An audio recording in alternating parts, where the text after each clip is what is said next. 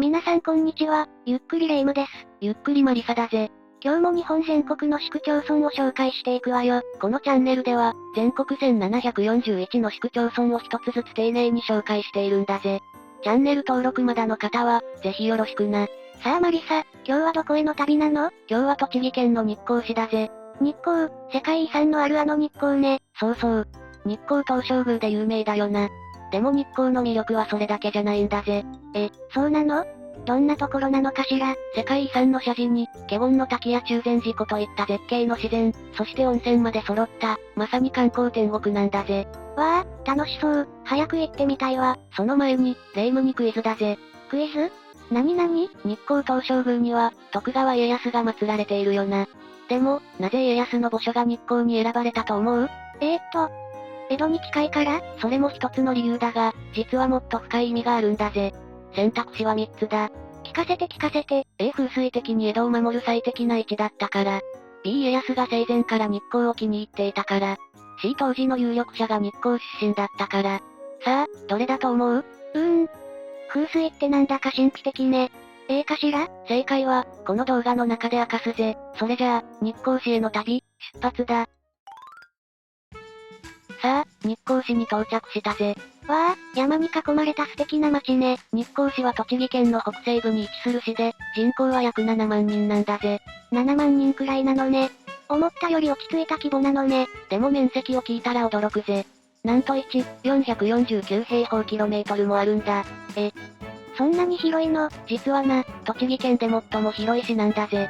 2006年に旧日光市、今市市、足尾町、藤原町、栗山村の5つの市町村が合併してできた、かなり広大な市なんだ。なるほど、だから広いのね。人口密度は1平方キロメートルあたり約53.6人。つまり自然がたっぷりの、ゆったりした街ってことだな。観光地だから、実際に訪れる人はもっと多そうね。そうだぜ。年間1000万人以上の観光客が訪れる、国際的な観光都市なんだ。1000万人？すごいじゃない。隣接している自治体も結構多くてな。栃木県内では宇都宮市、塩谷町、鹿沼市、那須塩原市、群馬県のみどり市や福島県の南会津町などとも接しているんだぜ。3つの県にまたがっているのね。本当に広いんだわ。アクセスも良くてな。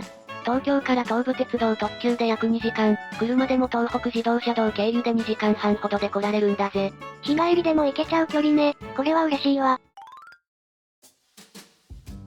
さて、ここからは時間を遡る旅に出よう。日光の歴史をたどっていくぜ。日光って、昔からの歴史ある場所なのよね。そうだぜ。日光の歴史は766年、正道上人が男体山、つまり二荒山を開山したことから始まるんだ。766年。今から1200年以上も前ね。そうなんだぜ。正道上人は修行の場としてこの地を選び、二荒山を、日光、と呼んだんだ。あれ？日光、じゃなくて、二光。実はな、日光、という表記になったのは後のことなんだぜ。弘法大師空海が、二光、に、日光、の字を当てたって言われているんだ。へえ、地名の由来って面白いわね。二荒山は、二荒山、とも読まれてな。神仏集合の思想が背景にあるんだぜ。神様と仏様が一緒になってるってこと？そういうことだな。で、日光が一気に有名になったのは江戸時代、1617年のことだぜ。何があったの？徳川家康が亡くなった翌年、息子の秀忠が家康を祀る日光東照宮を創建したんだ。あ、さっきのクイズの答えが出てきそうね。そうだぜ。クイズの答えは A、風水的に江戸を守る最適な位置だったから、なんだ。やっぱり、風水だったのね。家康は死後、東照大権現として神格化され、江戸の北に位置する日光から江戸城と江戸の町を守護するという役割を与えられたんだぜ。わあ、なんだかドラマチックね。風水では北東は鬼門とされていて、その方角を守ることが重要だったんだ。日光はまさに江戸の北東に位置していたんだぜ。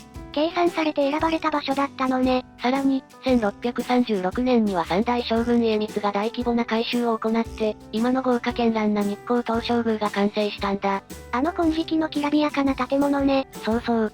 その後、日光は、日光詣として庶民にも親しまれるようになっていったんだぜ。江戸時代の人たちも観光してたのね。ちなみに栃木の言葉でな、大丈夫、のことを、大事、って言うんだぜ。大事？かわいい響きね。近代に入ると、明治22年に町村制が施行されて日光町が発足。昭和29年には市制施行で旧日光市になったんだ。そして平成の大合併があったのね。そうだぜ。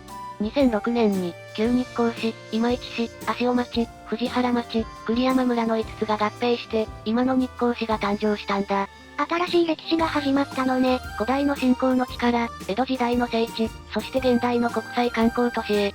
日光は常に時代と共に歩んできた街なんだぜ。歴史を知ると、もっと日光が好きになりそうだわ。さあ、ここからは日光の魅力的な観光スポットを実際に訪れてみるぜ。ワクワクするわ。どこから行く？まずはなんといっても、世界遺産、日光の社寺、だな。世界遺産、やっぱりここは外せないわよね。1999年に世界遺産に登録されたんだが、これは日光東照宮、日光二良山神社、日光山輪王寺の二社一寺とその建造物群のことなんだぜ。3つセットで世界遺産なのね。まず日光東照宮だが、陽明門の精巧な彫刻が有名だぜ。508もの彫刻が施されていて、一日中見ていても飽きないから、日暮らしの御門、とも呼ばれているんだ。一日中。それはすごいわね。それから、見猿、岩猿、着飾の三猿の彫刻も有名だよな。あ、知ってる。でもあれって、ただの教訓じゃないの？実はな、あの三猿は子供の成長過程を表しているんだぜ。神厩舎には8面の彫刻があって、人生の段階を猿で表現しているんだ。へえ、奥が深いのね。それから眠り猫の彫刻もあるぜ。これは左陣五郎の作と伝えられていて、平和の象徴なんだ。猫が眠っているのが平和ってこと？そういうことだな。細部まで意味が込められているのが日光東照宮の面白いところだぜ。じっくり見て回りたいわね。次は日光二良山神社だが、ここは縁結びの神様として有名なんだぜ。縁結び、女子に人気がありそうね。境内には、縁結びの笹、があって、良縁を願う人が多く訪れるんだ。それに日光山全体を神域としているから、男体山もこの神社の一部なんだぜ。山全体が神社って、スケールが大きいわね。日光山輪王寺は天台宗の門跡寺院でな、本堂の三仏堂には千手観音、阿弥陀如来、馬頭観音の3体の仏像が安置されているんだぜ。お寺も立派なのね。さて、社寺を堪能したら、次は自然の絶景を見に行くぜ。楽しみだわ。まずは華厳の滝だな。高さ97メートルから一気に落ちる様は圧巻だぜ。97メートル。想像しただけで迫力がありそうね。日本三大名瀑の一つに数えられていて、エレベーターで関瀑台まで降りると、滝のすぐ近くで見られるんだぜ。水しぶきとか、すごそうだわ。それから中禅寺湖。これは約2万年前の男体山の噴火でできたせき止め湖なんだぜ。噴火でできた湖なのね。標高1269メートルにあって、日本で最も高い場所にある自然湖なんだ。遊覧船に乗って湖上から男体山を眺めるのも最高だぜ。うわぁ、行ってみたい。中禅寺湖に行く途中には、いろは坂があるんだぜ。いろは坂、カーブがたくさんあるところよね。そうそう。下りの第1いろは坂と上りの第2いろは坂を合わせて48のカーブがあるんだ。いろは48文字にちなんで名付けられたんだぜ。なるほど、そういう由来なのね。秋の紅葉シーズンは特に絶景だぜ。渋滞するほど人気なんだ。紅葉のいろは坂、見てみたいわ。奥日光には千丈ヶ原という高層湿原もあるぜ。木道が整備されていて、ハイキングにぴったりなんだ。自然を満喫できそうね。それから温泉地も忘れちゃいけないぜ。鬼怒川温泉は関東有数の温泉地なんだ。鬼怒川温泉、名前は聞いたことあるわ。渓谷沿いに温泉街が広がっていて、様々な宿泊施設があるんだぜ。泉質はアルカリ性単純温泉で、肌に優しいんだ。観光の後は温泉でゆっくりできるのね。あとは日光江戸村や東武ワールドスクエアといったテーマパークもあるぜ。江戸時代の体験ができるのね。日光は世界遺産も自然も温泉も全部楽しめる、本当に贅沢な観光地なんだぜ。一日じゃ回りきれないわね。観光の次は、日光のグルメを味わう旅だぜ。わあ、楽しみ。お腹空いてきたわ。日光といえば、まずは湯葉だな。湯葉？京都の湯葉と違うの？実は表記が違うんだぜ。京都は、湯葉、だが、日光は、湯葉、と書くんだ。へえ、何が違うのかしら。製法が少し違ってな。日光の湯葉は二つ折りにして厚みがあるのが特徴なんだぜ。食べ応えがあって美味しいんだ。厚みがあるのね。食べてみたいわ。湯葉料理の専門店も多くて、湯葉刺し、湯葉巻き、揚げ湯葉など、いろいろな食べ方があるんだぜ。いろんな料理があるのね。それから日光のそばも有名だぜ。特に今市そばは、かつて日光街道の宿場町だった今市地区で発展したんだ。お蕎麦も美味しそう。冷たい清水で作られる蕎麦は、香り高くて喉越しが良いんだぜ。観光の後に食べたいわね。そして夏の名物が、天然氷のかき氷だぜ。天然氷？普通の氷と違うの？全然違うぜ。日光の冷たい湧き水を冬の間に凍らせて作る天然氷は、ふわっふわで口溶けが最高なんだ。わあ、食べてみたい。三つ星氷室など、有名なかき氷店があるんだぜ。夏は行列ができるほど人気なんだ。並んででも食べる価値がありそうね。お土産には日光羊羹がおすすめだぜ。羊羹も名物なの？そうなんだぜ。老舗の和菓子店が作る羊羹は、しっとりとした食感と上品な甘さが特徴なんだ。お土産に買って帰りたいわね。それから日光彫という伝統工芸品もあるぜ。彫り物？食べ物じゃないのね。そうだな。日光彫は木製品に彫刻を施した工芸品で、お盆や茶卓、小物入れなんかがあるんだぜ。お土産にぴったりね。ちなみに、イチゴも特産品なんだぜ。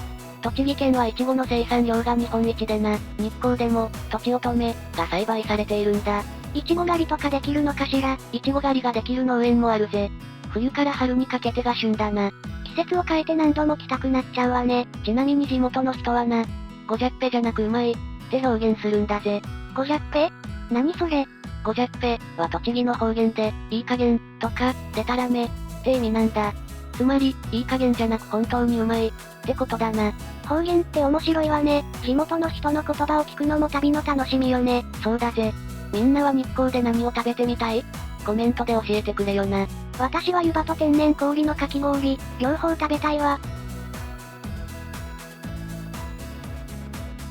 さて、ここからは日光の四季を感じながら、文化や伝統を紹介していくぜ。日光は季節ごとに違う魅力がありそうね。まずは春からだな。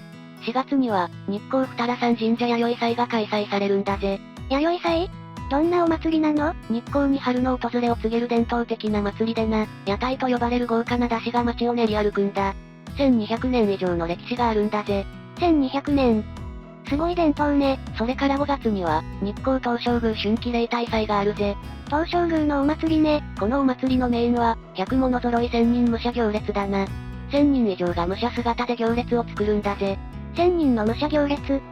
見応えがありそうね。徳川家康の神輿も出るし、まさに江戸時代にタイムスリップしたような光景なんだ。写真じゃなくて、実物を見てみたいわ。春は桜も見どころだぜ。日光街道の桜並木は、約 16km にわたって桜のトンネルができるんだ。16km？それは圧巻ね。世界一長い桜並木としてギネス記録にも認定されているんだぜ。世界一なのね。すごいわ。夏になると、中禅寺湖や奥日光が避暑地として人気になるんだぜ。標高が高いから涼しいのね。8月上旬には日光夢花火が開催されるぜ。中禅寺湖畔で打ち上げられる花火が、湖面に映って幻想的なんだ。湖に映る花火、綺麗でしょうね。新緑の美しさも夏の見どころだな。戦場ヶ原や小田代ヶ原のハイキングは最高だぜ。自然の中を歩くのも気持ちよさそうだわ。そして秋だが、これはもう紅葉の季節だな。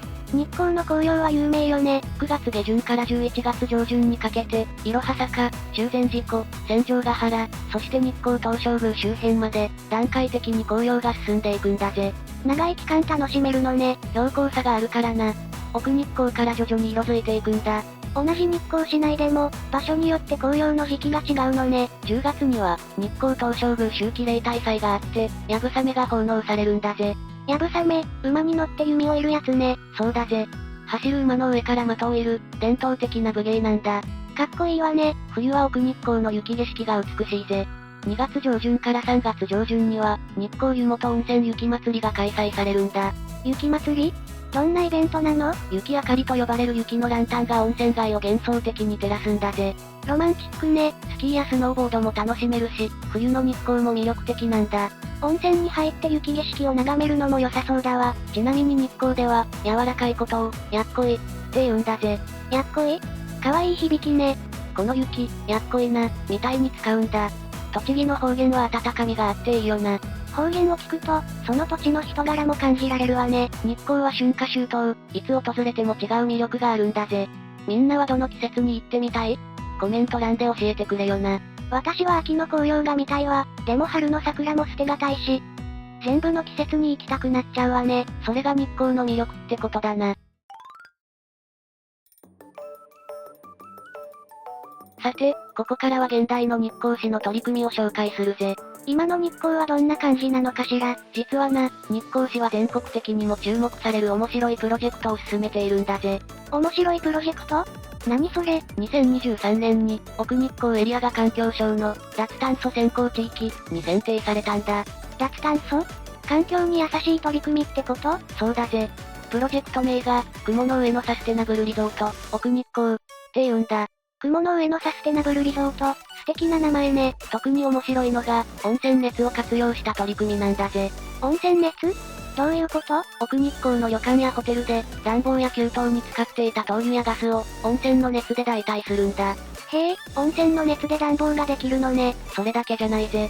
温泉熱を使った融雪システムも導入しているんだ。融雪システム？雪を溶かすってこと？そうだぜ。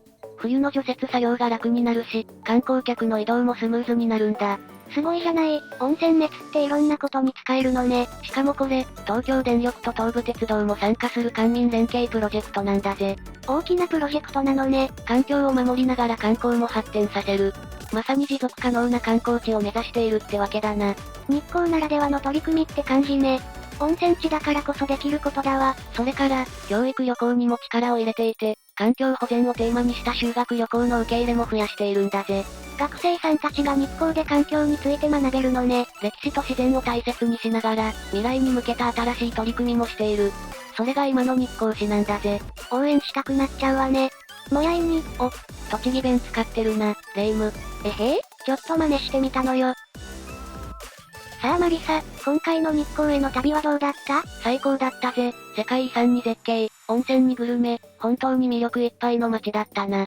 特に華厳の滝と中禅寺湖、魅力的だったわね。紅葉の季節に行ったら最高だぜ。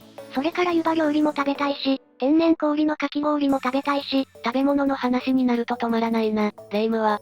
だって美味しそうなんだもの。まあ確かに、日光は何度行っても楽しめる街だよな。春夏秋冬、それぞれの魅力があるものね。徳川家康が眠る地として選ばれたのも納得だぜ。